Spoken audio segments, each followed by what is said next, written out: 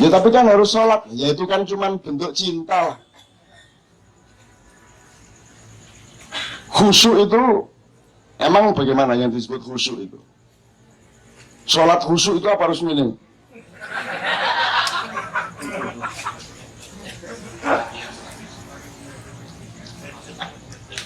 Khusyuk itu keindahan, dia bukan kebenaran, bukan kebaikan. Jadi kalau niat sholat itu kebaikan, kalau menjalankan sholat sesuai dengan aturan syariat itu kebenaran. Tapi kekhusyukan sholat itu keindahan, kan gitu, betul nggak? Sekarang kalau yang disebut tidak khusyuk itu kan tidak fokus. Artinya lu menghadap Allah tapi tidak benar-benar hatinya menghadap Allah. Itu kira-kira Allah sendiri bagaimana? Kira-kira Allah, Anda sholat tapi terus Anda tidak fokus sama Allah, itu kira-kira Tuhan tersinggung nggak? Menurut Allah kamu itu sholat apa enggak? Enggak kan? Jadi meskipun kamu menjalankan kebenaran dan kebaikan sholat, tapi kalau kamu tidak mencapai keindahan sholat, kamu belum sholat. Menurut Allah, betul enggak tadi kesimpulanmu? Kan kalau sholat itu asal begini udah beres, Allahu Akbar. Kenemu mikir senturi gak masalah. Allahu Akbar, sami Allah liman hamidah. Mau gini, mau gini, enggak apa-apa. Mau pakai aliran, ada macam-macam aliran kan. Ada sholat begini, dari tahiyat begini sampai akhir. Ada yang asyhadu an la ilaha illallah baru begini. Kedua, yang ketiga, sejak awal begini, begitu ada Allah bergetar. Setiap ada kata Allah bergetar, Allahnya lewat diam. Allah datang lagi bergetar lagi. Ini aliran ketiga. Ada yang gini, ada Allah baru begini. Allah lewat turun lagi. Aliran keempat, ya 4. Aliran kelima, begini sejak awal dan bergetar terus. Ada Allah atau tidak? Ini aliran kelima. Aliran keenam, tidak begini dari awal sampai akhir tahiyat. Dan ini yang paling benar karena dia nggak punya jari-jari.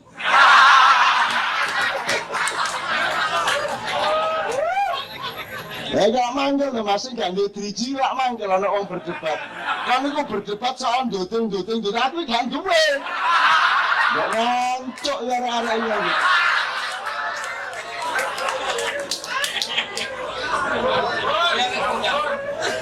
Hebatnya orang-orang yang punya jari-jari memperdebatkan bagaimana jari harus menuting dan bergerak. Tidak ada satupun yang memikirkan sahabat yang tidak punya jari-jari. Jadi aku berpihak kepada yang tidak nuting karena tidak punya jari-jari. Karena dia yang mazlum, kan begitu kan. Nah, jadi terserah kamu mau pakai aliran yang mana. Wong itu bukan agama. Itu mazhab kok. Ada yang Allahu Akbar, ini ya no, mas kadek ini. Kalau yang gambarnya Paus Benedictus men Allahu Akbar tapi sing kiwa sing ndek ngarep. Sak karepmu.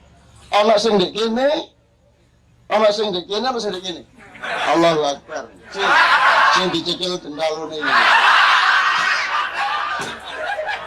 Ayo monggo. Itu submadhab kok. Terserah yang mana, asal kamu tahu nasnya, kamu tahu rujukannya, kamu tahu asal-usul filsafat hukumnya dan data-data dari perintahnya, kan begitu. Terserah. Tapi pokoknya asal kamu lakukan dari takbiratul ihram sampai tahiyat, sampai salam, itu berarti kamu sudah benar. Terserah pikiranmu kemana. Ngantuk pun nggak apa-apa. Yang penting badannya sudah disetel. Meskipun tertidur tapi tetap aja bisa gini, bisa kan, bisa itu. Pokoknya tidur tapi pokoknya sudah disetel, dihipnotis dirinya. Pokoknya Allahu Akbar. Ah gitu. Asal sudah begitu kamu sudah benar sholatnya. Dan karena kamu niat baik sholatnya, maka kamu sudah menjalankan kebaikan. Tapi kalau kamu belum khusyuk, kamu belum mencapai keindahan, ternyata sholatmu belum sholat menurut logika mengenai Allah tadi. Itu kan sama dengan saya salaman sama Iwan, tapi saya nggak melihat wajah Iwan. Itu kan dia tersinggung, betul nggak? Betul nggak? Tersinggung. Saya menyambut setiap orang yang salaman dengan saya dengan penuh perhatian dan kasih sayang. Gitu loh. Karena saya fokus ke dia, karena dia fokus ke saya. Kalau dia salaman ke saya sambil noleh-noleh ini, nggak pas hatiku gak enak ya langsung tak duduk dies ngono. Udah semua salaman gak ngawang aku taek ini yo. Gitu. Jadi ternyata Ben, selama ini dalam peradaban dan kebudayaan dan manajemen Islam, keindahan itu masih dijadikan aksesori. Dia masih dijadikan dimensi sekunder, betul kan? Disangka keindahan tidak penting kan? Padahal ternyata keindahan merupakan syarat tercapainya kebenaran dan kebaikan. Menurut ini tadi, kalau Anda tidak mencapai keindahan sholat, maka kebenaran sholatmu bisa batal. Karena yang namanya khusyuk itu benar-benar ekspresi khusyuknya bisa beda-beda. Sekarang gini, kalau di Indonesia ada orang ngaji kan tidak boleh tepuk tangan. Paling bol Allah gitu kok. Coba kamu buka YouTube itu, kamu cari ngaji di Iran, di Mesir, di mana-mana itu, gue yel barang. Bismillahirrahmanirrahim. Iqra.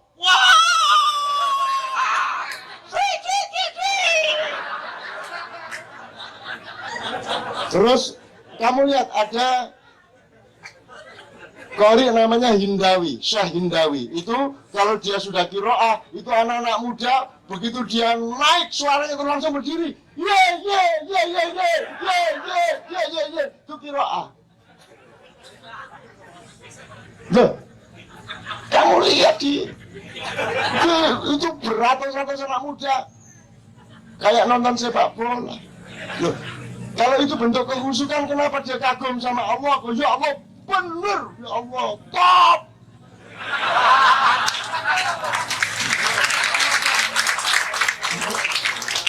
Yang tua-tua sopan. Bismillahirrahmanirrahim. Wah, Masya Allah. Allah.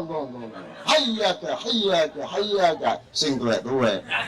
Itu kan ekspresi genre 60-an, genre 80-an ke atas ini mulai bener top ini. Emang harus bahasa Arab untuk membenarkan Quran? Yojo terus direkayasa. Dulu di kaji-kaji awal Allah itu terkenal sebagai Jos. Jadi misalnya apa, ayat apa gitu, terus setuju kita, terus Jos, boleh enggak? Sing nglarang benua iku sapa? Ayate ndi? Sing ngarane nek kon benua terus Gusti Allah direbeken iku sapa? Masa Gusti Allah iso direbeken kupinge? Terus Gusti Allah duwe kuping loro ngono kaya apa? Bahwa kita punya kesepakatan sopan santun dalam komunitas jamaah kita, ayo. Tapi kalau ada orang punya ekspresi seperti itu, ya enggak apa-apa, monggo. Engko nek nemen kan dikaploti wong yo kiwa tengene dhewe kok repot.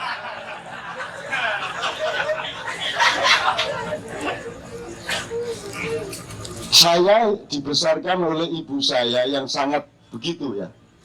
Ibu saya tadi di desa saya itu belum pernah ada bupati bikin acara atau ustadz bikin pengajian di desa saya. Karena kapok sama ibu saya. Karena ibu saya itu begitu mendengarkan bupati ngomong ini, ono ustadz pengajian ini, ibuku langsung maju, Pak, sampean pun ngawur lho ngomong. Mboten ngoten, menungso niku mboten ngoten niku. Mboten mesti. Ibu saya itu langsung begitu. Jare sapa sampean ngomong niku? Ya kadang ngoten, kadang mboten. Lah ngono ta bupatine. Gitu loh. Itu yang langsung, yang lain biasanya nggak sampai langsung, tapi yang ngomong dewe. Jare sapa? Para jamaah Jumat yang dimuliakan oleh Allah, dimuliakan mbahmu. Laporan ini kayak ngono dimuliakan. Opone dimuliakan. Sapi didol. Sapi ini moro tuane digadekno, dimuliakan gatel kayak apa. Begitu. Di tempat saya begitulah, saya dibesarkan oleh hal seperti itu. Sangat kurang ajar kalau disebut pakai regulasi budaya tertentu. Tapi kan kita terikat, sebenarnya kita universalkan dulu sebentar. Ini ekspresi manusia. Kemudian ekspresi itu bermacam-macam, terjadi benturan, kemudian terjadi perjanjian. Maka muncullah norma kebudayaan. Nah sekarang Anda meneruskan norma itu tanpa ikut memproses perjanjian. Kalau suatu hari kita mengalami kemerdekaan untuk menciptakan ekspresi baru, monggo. Nanti silakan benturan, jatuh bikin perjanjian yang baru lagi. Misalnya khutbah Jumat terus ngetik, leres. Boleh apa enggak? Boleh enggak? Boleh enggak? Boleh enggak? Boleh apa? Wong khutbah Jumat terus kita sebagai jamaah dengerin bener terus, wah bener leres. Sip. Nunggu meneh. Terus jamaah sekalian ngene-ngene, ngoten niku karep kula. Ngeten lho khutbah niku karep nggih ngeten iki. Mosok liyane khutbah gatel kabeh.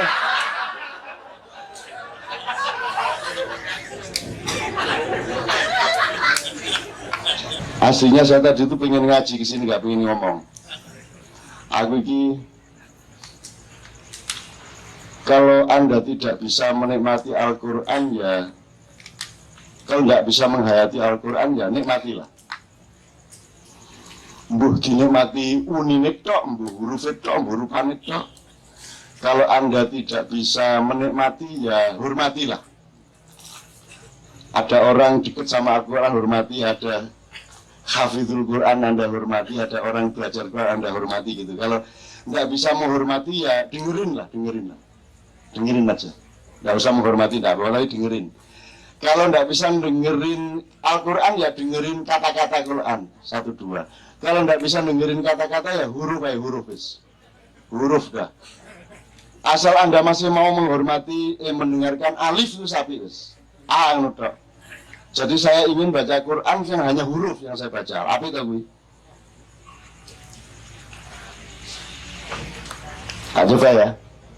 Coba ya. Mas Tatam saya minta suaranya yang memperindah suara saya, karena suara saya harus ditutupi oleh teknologi supaya agak lebih indah, karena Allah mewajibkan kita untuk memperindah Al-Quran. Zayyinul Quran bi aswatikum. Aswat itu dari mulut namanya suara, tapi dari pikiran namanya sound system. Kedua-duanya kita pakai. Saya minta agak hol dan agak echo sedikit.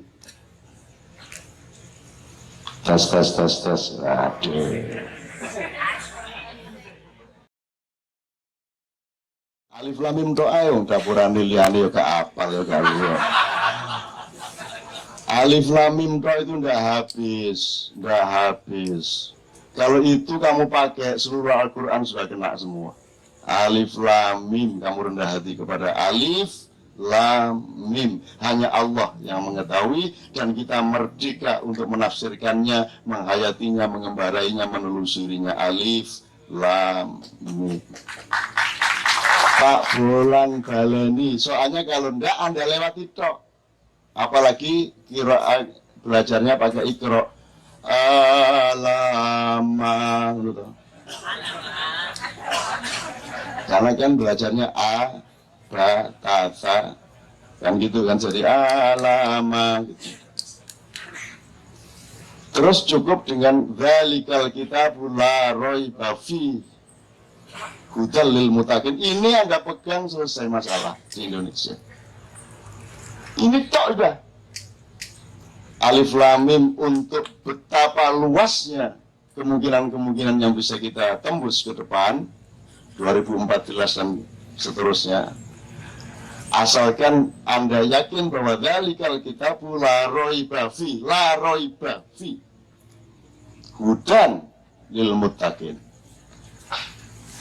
Saya kira kita harus melakukan tahap-tahap yang agak panjang untuk memahami berpikir itu apa, alatnya bagaimana, struktur dan mapping yang disebut mesin berpikir itu apa. Jadi selama ini kan ngomong berpikir kan kita nggak paham amat dengan otak kita. Terus kita ditipu ada otak kanan, otak kiri, otak belakang, pojokan, ono utuk pojokan, ono utuk ngisor, utuk ndukur, ono pucuke utuk barang itu sesuai dari komoditas kabeh. Saya ingin mengembalikan Anda kepada ini bisa pragmatis, ya. Anda punya kritisisme pragmatis, pakai pikiran yang jujur gitu, jadi ya cukup ya. Tapi kalau Anda mau jadi pakar atau ahlul fikri, artinya tuan rumah pikiran, jadi Anda host of the mind ya, host of the mind.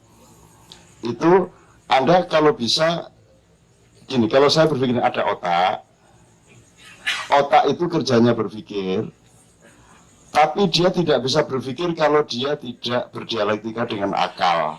Nah, akal ini separuh ada padamu, separuh ada pada Allah. Jadi ubun-ubun itu oleh Allah waktu bayi dibikin lemah, sehingga yang paling harus dilindungi dari bayi adalah ubun-ubun. Itu untuk mengingat-ingat bagi para orang tua bahwa yang terpenting pada anakmu adalah kepala bagian atas. Karena disinilah gelombangnya Allah, yang nanti kita sebut hidayah, ilham, ada tingkatannya, ada ilham, hidayah itu ada beberapa tingkat, seluruhnya bernama hidayah, nanti ada ilham, ada fadilah, ada maunah, ada karomah, ada wahyu. Ini bukan supply-nya Allah beda, supply-nya Allah sama, yaitu hidayah. Tapi prosesormu itu yang menentukan kamu cuma dapat ilham. Kalau prosesormu agak lebih tinggi RAM-nya, ya, kamu bisa dapat fadilah. Lebih tinggi lagi, Pentium piro saiki. Harddiskmu tidak hanya MB, tidak hanya gigabyte, tapi sudah tera. Maka kamu akan dapat menangkap yang di atasnya. Jadi yang dikasih Allah itu sama. Dia tinggal ambil. Saya ngomong begini tidak untuk pamer kepada Anda, karena saya tidak pernah berpikir. Saya cuma nyetel mesin ini. Karena Allah mempekerjakan otak saya melalui akal. Akal itu hanya hidup kalau ada gelombang-gelombang, katakanlah gelombang elektromagnetik dari Allah, yang kemudian dulunya saya cuma menangkap satu sloki yang namanya ilham. Semua seniman kan butuh inspirasi ya, Dang. Mana ada Dadang tadi? Kamu tuh tanya hilang begini. Dadang ini nanti soal nanti saya tunjukkan siapa aslinya dia ya. Benar tidaknya Islam kafanya nanti saya kasih tahu. Dan orang macam dia memang orang harus dihormati setinggi Anda menghormati setan. Nanti Dang. Tenang Dang, nanti. Tapi pokoknya gitu Mas. Jadi sekarang Anda suatu hari punya ide, pagi-pagi bangun tidur atau pas beol kayak Bu Beben tadi, sama dengan saya, semua dari Allah itu piar. Setelah kita buang kotoran itu daya serapnya menjadi lebih tinggi. Sejak kemarin sudah ada Allah kasih gelombang ini. Cuman prosesor kita tidak, jadi banyak damage, harus di-defrag, harus di clean up. Kalau Anda sudah cleaning up, maka Anda akan menerima lebih banyak. Meskipun Allah kasihnya terus-menerus sama. Jadi Allah tuh kasih hidayah itu terus-menerus tanpa batas. Cuman orang sekarang seniman aja ngomong inspirasi bahasa Indonesianya ilham. Ilham aja nggak diurus beneran. Dipikir ilham itu kamu cari terus dapat. Enggak. Ilham itu sudah jelas ada. Kamu tinggal membangun software, maka jadi programmer hidupmu sendiri kamu. Maka kamu akan dapat ilham. Software saya lebih tinggi kompatibilitasnya, saya akan dapat fadilah, maunah, karomah, wahyu yang mungkin kita tidak mungkin. Karena kalau wahyu itu softwarenya dan hardwarenya harus Allah langsung yang memprogram. Dengan asisten-asistennya namanya Jibril, makanya Muhammad dibersihkan dadanya. Sesungguhnya yang dibersihkan dadanya itu agar supaya dialektikanya dengan kepala itu menjadi refresh beneran. Dan setelah dibersihkan itulah dia mendapatkan wahyu. Bukan dibersihkan loh Muhammad. Muhammad ditingkatkan softwarenya, di refresh sehingga dia mendapat wahyu. Kita mungkin tidak akan dapat wahyu karena kita tidak bisa refresh sampai setinggi itu. Jadi cara berpikir itu sebenarnya pahami dulu struktur itu.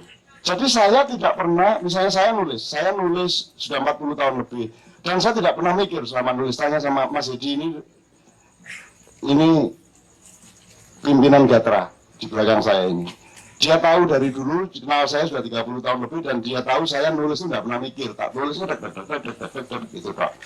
Karena yang bekerja bukan saya, kan otak saya bukan saya. Saya kan saya, otak saya kan tangan saya bukan saya, tangan saya ya tangan saya, gitu ya. Maka otak saya juga bukan saya, maka saya tidak lelah.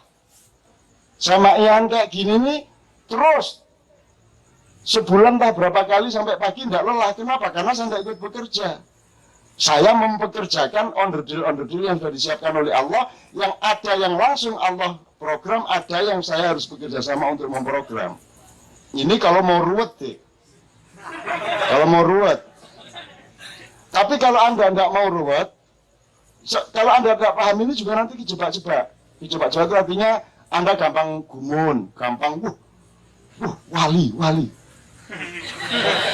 Akhirnya Anda ikut tur untuk mengunjungi wali ke-10, Kiai Haji Abdurrahman Wahid. Terus sekarang ada Wali Songo Jawa Timur. Jadi Wali Songo Jawa Timur berarti Sunan Kudus tidak ikut, Sunan Kalijogo tidak ikut, Sunan Gunung Jati tidak ikut, Sunan Muria tidak ikut karena mereka Jawa Tengah. Ini Wali Songo Jawa Timur, jadi kurang 4. Jadi didolek-dolek no papati sopo diwalek-walek no lah. Kiai sopo. Nah zaman dulu parameter wali itu jelas layak ariful wali ilal wali. Sekarang yang menentukan siapa wali siapa bukan travel bureau. Travel bureau itu pun siapa wali siapa bukan yang 9 orang ini ditentukan berdasarkan praktisnya bis mencapai tempat itu. Jadi wali sekarang berdasarkan jalan raya. Kalau jalan rayanya bisa dilewati bis, jadi wali dia. Nah jadi kalau dulu layak ariful wali ilal wali, sekarang layak ariful wali ilal travel bureau. Nah kamu kejebak-jebak nanti tertipu-tipu. Ada orang sengsara sedikit diangkat-angkat. Dulu siapa? Megawati tertindas oleh Gus Dur dipresidenkan. Terus SBY ditindas oleh Megawati jadikan presiden. Terus ini ada rencana karena Anas ditindas oleh SBY jadikan presiden. Ngono loh. Jadi kene iki wong gak duwe pikiran. Pokoknya ana wong sengsara didik disembah. Kan gitu. Gitu loh. Terus Anas mau buka soal Senturi, buka soal Ipras, soal Bu Ani Yudhoyono. Wah, iki pahlawan. Sik lah. Bagus kalau dia berani dan memang sudah saya tantang, ayo tijiti benas, ya. Tapi janjane API biyen-biyen kok buka, kon iki wis kecekel kayak kebuka, kan gitu kan? Tapi gak apa-apa lah, tetap bisa jadi pahlawan kalau nek gelem, nek wani kan gitu. Nah, kita sering keliru-keliru karena kita tidak berpikir jernih, Mas. Ini yang gede-gede ya, yang gede-gede. Makanya kalau memahami mapping tadi agak lumayan lah.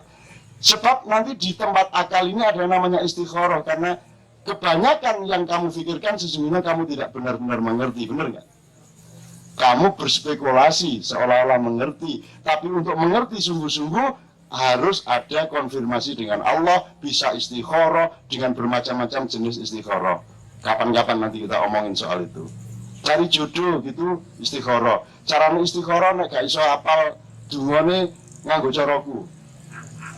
Tak kei carane. Terus pokoknya nganggo idiom iki kok isu-isu kan ndelok apa ketara pisan gitu loh. Itu soal gampang gitu. Tapi saya kira Anda tidak ada kesulitan mencari wanita karena ya ini Jakarta, jadi saya kira saling memudahkan untuk saling kompatibel satu sama lain. Baik sudah saatnya ataupun belum saatnya, tetap kompatibel. Ya kalau mudah gini Mas, Masa pikiran itu tidak perlu Anda pinter, itu kan kalau pikiran Anda gunakan, itu langsung ngerti kok. Misalnya gini, yang disebut kebaikan, tadi kan Anda bilang parameter akhlak itu sudah rusak. Dekadens itu ya, dekadens itu maksudnya menurunnya fungsi. Jadi misalnya gini,